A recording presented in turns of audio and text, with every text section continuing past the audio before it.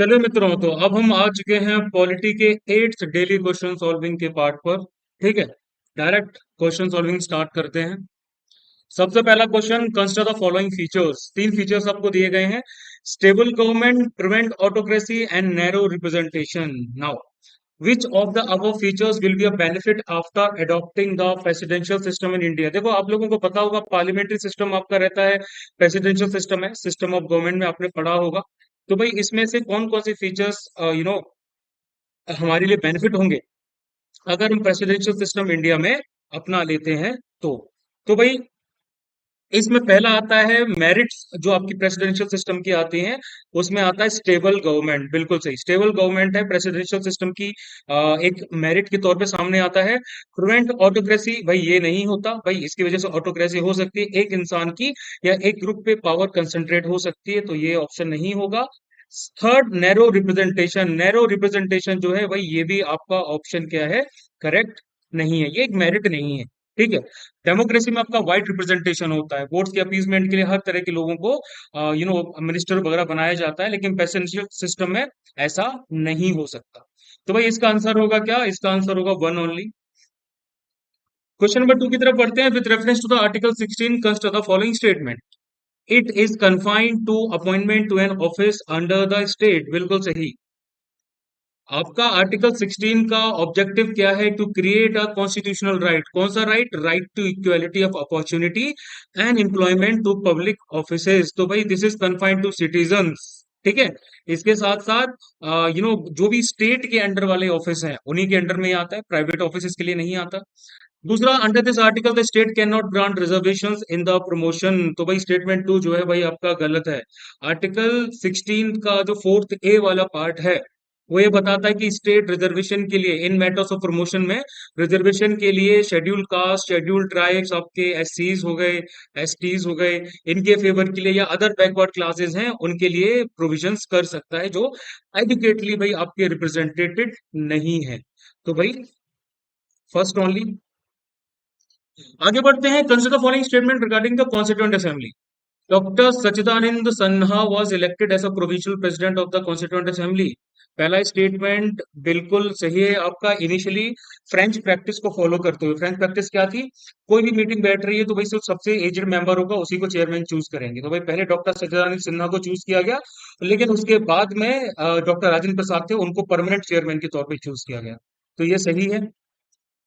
VT Krishnamachari was the only vice president of the constituent assembly. तो भाई ये गलत है, दो वाइस प्रेसिडेंट थे, वीटी कृष्णमाचारी और दूसरे थे H C Mukherjee. Muslim League was never a part of the constituent assembly. तो भाई ये जो ऑप्शन है आपका, ये ऑप्शन भी आपका गलत है। ऐसा नहीं है कि मुस्लिम लीग कॉन्स्टिट्यूएंट असेंबली की पार्ट नहीं थी। इट वाज मुस्लिम लीग जो थी, जिसमें 80 मुस्लिम सीट्स जिन्होंने जीती थी प्रोविंशियल इलेक्शंस वगैरह में। ठीक है। तो भाई उन्होंने पार्टिसिपेट करना चूज नहीं किया था। ठीक है। तो भाई ये भी आपका क्या है, ये भी आपका गलत होगा। तो भाई फर्स्ट ओनली इसका आंसर है। फोर्थ पे आते हैं। In the context of the Indian polity which of the following statements best describe the term fraternity. Fraternity यानी कि भाईचारा किसके कंटेक्स्ट में बेटर तरीके से भाई बताया जाता है? तो सिंपल सा मतलब, it refers to an attitude of respect and reverence towards fellow man. Question number 5, which of the following types of justice is mentioned in the preamble of the Indian constitution. तो भाई justice में काफी तरह के justice की बात की गई है। आपके सोशल जस्टिस के बारे में बात भी की गई है। ठीक है। इसके साथ साथ इकोनॉमिक और पॉलिटिकल जस्टिस के बारे में भी बात की गई है। ठीक है। और कलेक्टिव जस्टिस के बारे में यहाँ पर ऐसा कुछ मेंशन नहीं है। तो 1 2 and 3 only. Now, question number 6. Which of the following matters will be considered under the original jurisdiction of high courts in India? Original jurisdiction का क्या मतलब होता है? पावर जो हाई कोर्ट की होती है to hear disputes in the first instance. पहली बारी में ही उनके पास मैटर आ रहा है, not by the way of appeal. तो भाई इसमें कौन कौन सी चीजें आती हैं? भाई इसमें आपकी आती है election of members of parliament and state legislature. बिल्कुल सही। रेवेन्यू मैटर उनके अंडर में आते हैं, बिल्कुल आते हैं। कंटेम्प्ट ऑफ कोर्ट उनके अंडर में आता है, कंटेम्प्ट ऑफ कोर्ट भी उनके अंडर में आता है। फेडरल डिस्प्यूट्स के अंडर में आते हैं? नहीं भाई, फेडरल डिस्प्यूट उनके अंडर में नहीं आते, क्योंकि हाई कोर्ट का जो जुरिस्डिक्शन होता है वो किसी स्टेट या यूनियन टेरिटरी तक ही लिमिटेड होता है। ये मामला आपका सुप्रीम कोर्ट के अंडर में आता है। तो 1 2 and 3। Question number 7. Constitutional amendment and the subject matter. 26th Constitutional Amendment curtailed the fundamental right to property. तो भाई 26th Constitutional Amendment of 1971, it abolished the privy purses and privileges of the former rulers of princely states. तो भाई ये आपका correctly matched नहीं है। 25th amendment जो है आपका भाई, इसमें क्या बोलते हैं, फंडामेंटल राइट टू प्रॉपर्टी था, उसको कर्टेल किया गया, तो भाई ये भी गलत है। And 91st amendment act limit on the size of council of minister. तो भाई इसमें जो काउंसिल ऑफ मिनिस्टर है उनका साइज जो है उसको लिमिट कर दिया गया था। ये आपका सही है। इसमें बताया गया था कि जो टोटल नंबर ऑफ मिनिस्टर्स हैं इंक्लूडिंग द चीफ मिनिस्टर्स, बाकी जो काउंसिल ऑफ मिनिस्टर है, वो 15% से ज्यादा एक्सीड नहीं करनी चाहिए of the total number of members of legislative assembly of the state. अगर किसी भी स्टेट में 100 लेजिस्लेटिव मेंबर्स हैं, तो जो 15% आपके काउंसिल ऑफ मिनिस्टर्स हैं वो सिर्फ 15 ही होनी चाहिए, उससे ज्यादा नहीं होनी चाहिए। 3 ओनली। क्वेश्चन नंबर 8 की तरफ बढ़ते हैं। Which of the following may be considered as a function of a functions of the constitution. Constitution के फंक्शंस के तौर पे कौन कौन सी चीजें आती हैं? कॉन्स्टिट्यूशन के जो फंक्शंस हैं, रिटन सेट ऑफ रूल्स हैं जो भाई सब लोग इंडिया के जो रहने वाले हैं उसको मानते हैं, ये डिटरमाइन करते हैं लोगों के और गवर्नमेंट के बीच की रिलेशनशिप को। तो भाई it provides minimal basic rules that allow coordination amongst member of a society. बिल्कुल सही। It limits the power of the government, ये भी सही है, फंडामेंटल राइट्स के द्वारा गवर्नमेंट की पावर्स लिमिट की गई हैं। It expresses the aspirations of the people, भाई बिल्कुल सही। इसमें जो आपके एस्पिरेशंस होते हैं लोगों के, उनको एक्सप्रेस किया गया है, तो ये भी सही है आपका। 1, 2 एंड 3। क्वेश्चन नंबर 9 की बात करते हैं। While the constituent assembly debated the inclusion of the term socialist, it was omitted at a later stage from the original text of the preamble. Which of the following best describes the reason for its omission. तो जो inclusion हुआ था term आपका socialist का preamble of India में, ये बाद में किया गया था, लेकिन इनिशियली इस पे काफी ज्यादा डिबेट हुआ था। जो डॉक्टर बी आर अम्बेडकर थे, ड्राफ्टिंग कमेटी के चेयरमैन थे, उन्होंने कहा था it is against the very grain of democracy to declare the constitution what kind of society the people should live in. कि भाई ये डेमोक्रेसी के खिलाफ होगा कि भाई हम डिटरमाइन करें कि लोग किस तरह की सोसाइटी में रहना चाहते हैं, ये लोगों को ही डिसाइड करने दो। तो भाई it was against the principle of democracy for the constitution to decide the kind of society people should live in. Question number 10. In the context of human rights, which of the following is the most appropriate description of the term negative rights? Negative rights में कुछ आपके positive rights आते हैं, कुछ आपके negative rights आते हैं। तो negative rights में आपके वो rights आते हैं that require others to abstain from interfering with individual actions. Positive rights आपको अच्छी चीजें करने के लिए प्रेरित करते हैं, कुछ करने के लिए बोलते हैं, और negative rights आपको बहुत सारी चीजें करने से मना करते हैं। Now, question number 11. Sorry, question number 11. Which of the following directive principles DPSPs were not added by the 44th Constitutional Amendment Act 1978? तो to minimize inequalities in income status facilities and opportunities, ये भाई कब आया था? ठीक है, ये basically आपका आया था मेरे ख्याल से, ये 44th में आया था। ठीक है, ये आपका 44th अमेंडमेंट में ही था, 1978 में था। ये आता है आपका आर्टिकल 38 आता है। हाँ 38, दिस इज ट्रू, मतलब दिस इज फॉल्स इस केस में। To protect and improve the environment and safeguard forest and wildlife, ये आपका आर्टिकल 39, नहीं 39 के अंडर नहीं आता, ये आपका आर्टिकल 48 ए के अंडर में आता है, और ये 42nd अमेंडमेंट के अंडर में आया था, तो भाई this is true. And to secure opportunities for the healthy development of children, ये आपका आर्टिकल 39 के अंडर में आता है, ये भी आपका 42nd अमेंडमेंट एक्ट ऑफ 1976 के अंडर में आता है। तो भाई 2 and 3 ओनली। क्वेश्चन नंबर 12 की तरफ बढ़ते हैं। With reference to the constitution of India consider the following statements. Article 18 places explicit restrictions on the acceptance of both military and civilian titles. तो देखो, आर्टिकल 18 के अंडर में इंडियन कॉन्स्टिट्यूशन ने कहा है किसी भी तरह के टाइटल्स, जो मिलिट्री और एकेडमिक डिस्ट्रिक्शन वाले हैं, ठीक है, उनके अलावा वो क्या बोलते हैं स्टेट के द्वारा नहीं दिए जा सकते। किसी भी इंडियन के जो क्या बोलते हैं सिविलियंस हैं, ठीक है, सिटीजन सॉरी, उनको किसी भी फॉरेन स्टेट से कोई भी टाइटल नहीं लेना होता। सारे टाइटल्स जो हैं उनको एबोलिश कर दिया गया था। ठीक है। तो मिलिट्री और एकेडमिक जो आपके टाइटल्स होते हैं, ये वो उसके क्या आते हैं, वो उसके एक्सेप्शंस में आते हैं। लाइक आपको पीएचडी में जो डॉक्टर की उपाधि दी जाती है, मिलिट्री की जो रैंक्स होती हैं, वो सब। तो भाई ये तो आपका गलत हुआ।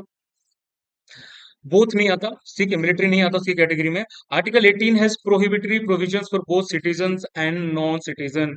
तो भाई ये बिल्कुल सही है, सिटीजन्स और नॉन सिटीजन्स भाई दोनों जो होते हैं, जिनको स्टेट के अंडर में कोई भी ऑफिस ऑफ प्रॉफिट के अंडर में होते हैं, वो प्रेसिडेंट की परमिशन के बिना किसी फॉरेन स्टेट से किसी तरह का टाइटल नहीं ले सकते। तो भाई टू ओनली। क्वेश्चन नंबर 13 आता है, which of the following statements are correct with reference to the protection of life and personal liberty provided under article 21 of the constitution.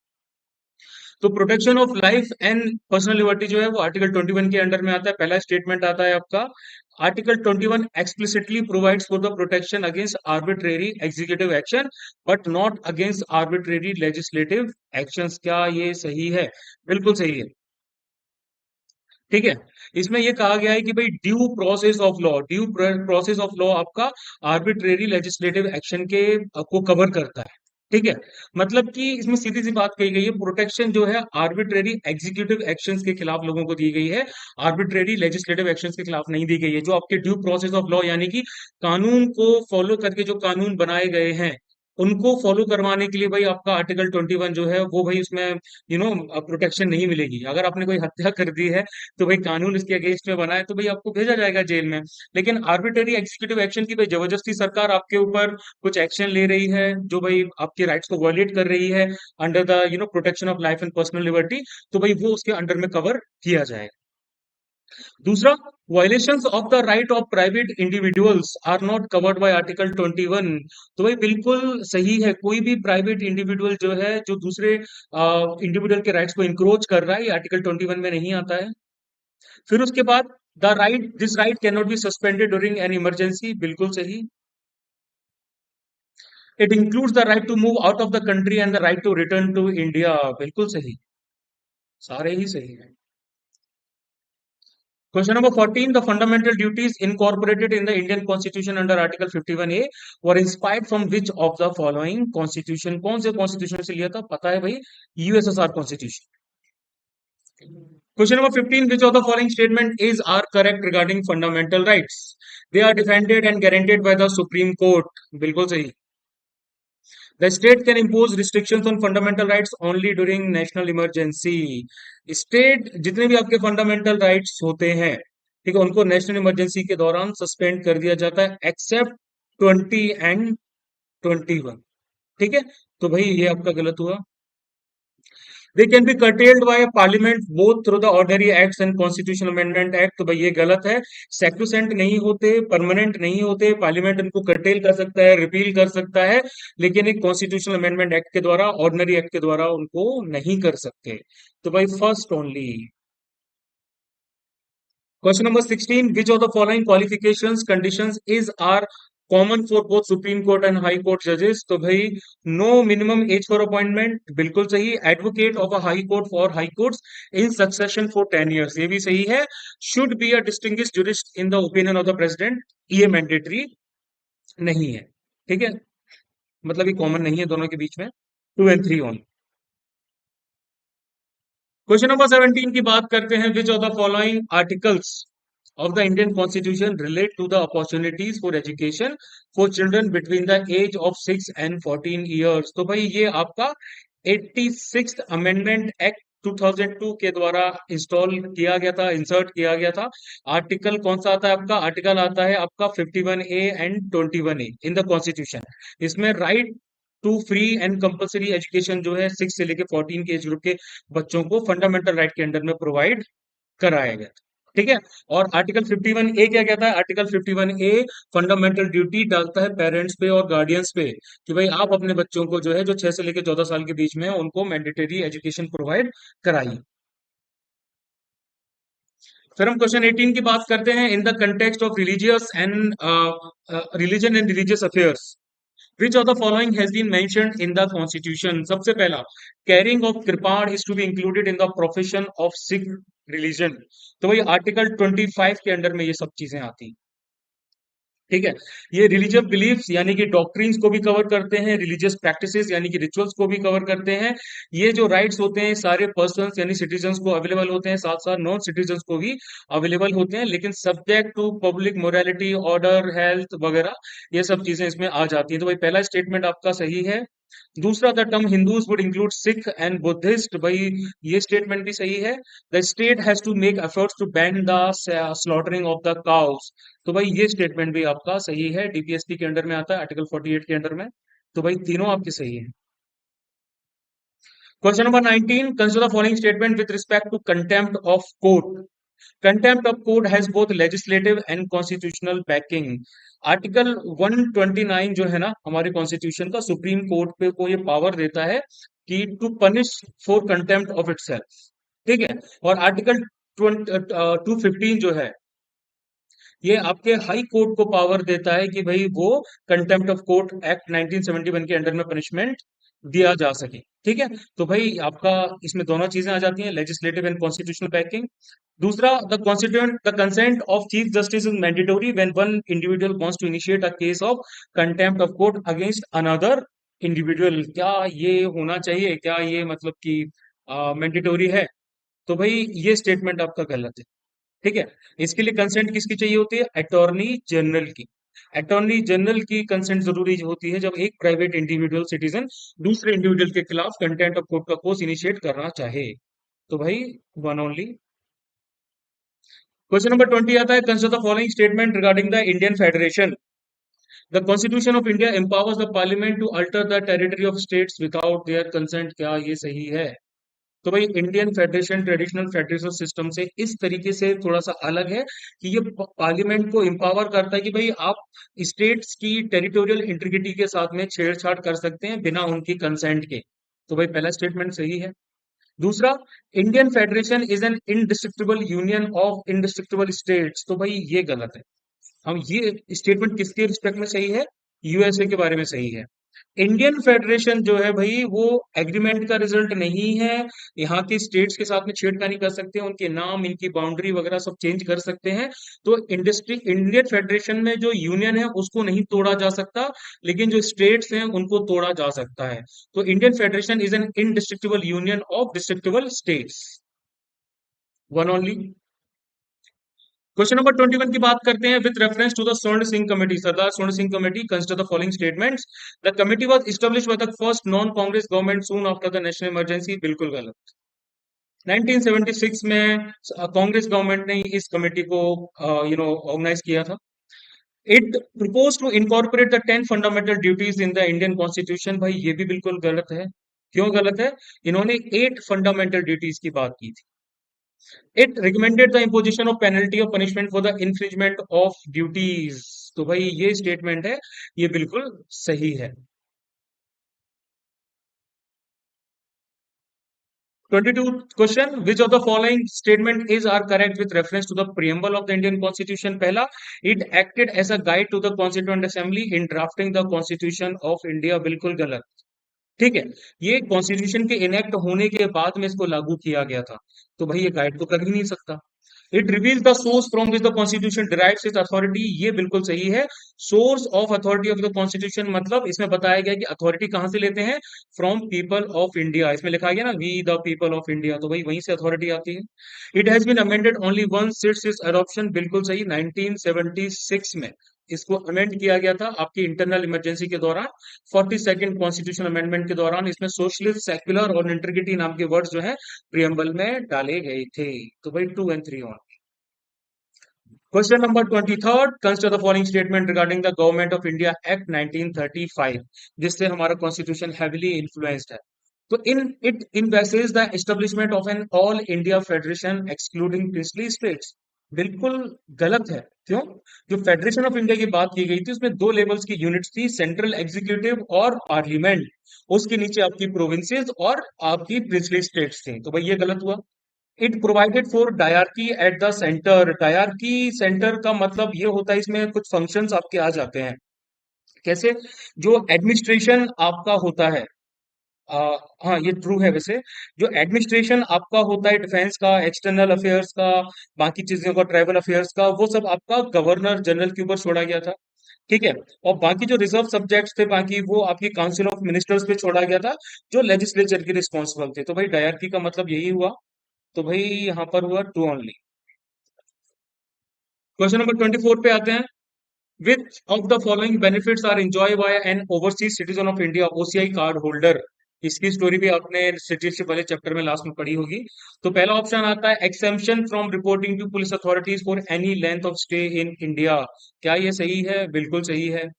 They can hold constitutional post, क्योंकि OCI भाई आपके Indian citizen नहीं होते तो constitutional post नहीं hold कर सकते।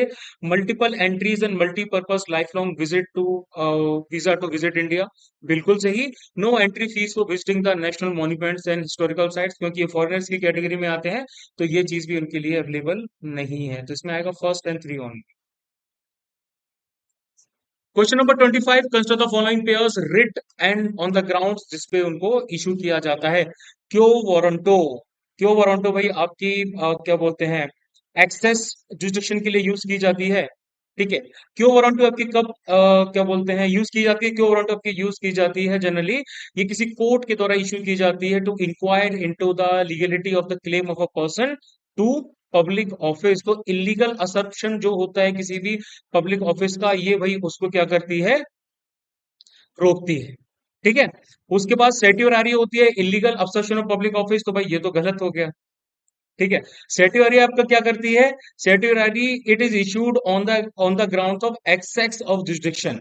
ठीक है। लैक भाई कि भाई किसी के पास में जो अधिकार क्षेत्र है उसका नहीं है वो, लेकिन फिर भी इसमें फंक्शन कर रहे हैं। तो इनका करेक्ट आंसर ये होगा।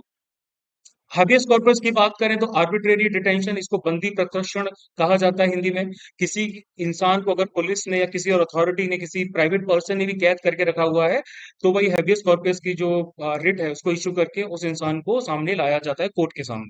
This is true. And the mandamus non performance of public duties, बिल्कुल मैडमस का मतलब एक ऑर्डर होता है जिसमें कोर्ट किसी इंसान को क्या कहती है, क्या कहती है, वही वो बोलती है पब्लिक ऑफिशियल्स को कहती है आप अपनी ड्यूटीज कीजिए, वी कमांड यू, है ना। आप अपनी ड्यूटीज करने में सक्षम नहीं रहे हैं, आपने ड्यूटीज परफॉर्म नहीं की है, प्लीज परफॉर्म योर ड्यूटीज। तो भाई दिस इज ऑल्सो ट्रू। तो भाई थर्ड और फोर्थ जो है आपके वो सही है। ये आपकी आंसर की है। इस आंसर की के साथ आप आंसर्स मैच कर सकते हैं। एक्सप्लेनेशन देखिए, 15-20 मिनट लगेंगे, फास्ट फॉरवर्ड करके देख लीजिए, ज्यादा इंपॉर्टेंट रहेगा। ज्यादा दिन आपके एग्जाम में नहीं बचे हैं। इन क्वेश्चंस को सॉल्व करते रहिए, बहुत ज्यादा बेनिफिट होगा, मैं बस इतना ही कहूंगा। ठीक है। अगर आप अपकमिंग बैच के लिए एनरोल करना चाहते हैं तो भाई पहले एग्जाम दीजिए सीडीएस का, एनडीए का 3 सितंबर में। उसके बाद हम लोग जो है वो एनरोलमेंट स्टार्ट करेंगे नेक्स्ट बैच के लिए। ठीक है मित्रों, आज के लिए इतना ही। चलिए, जय हिंद।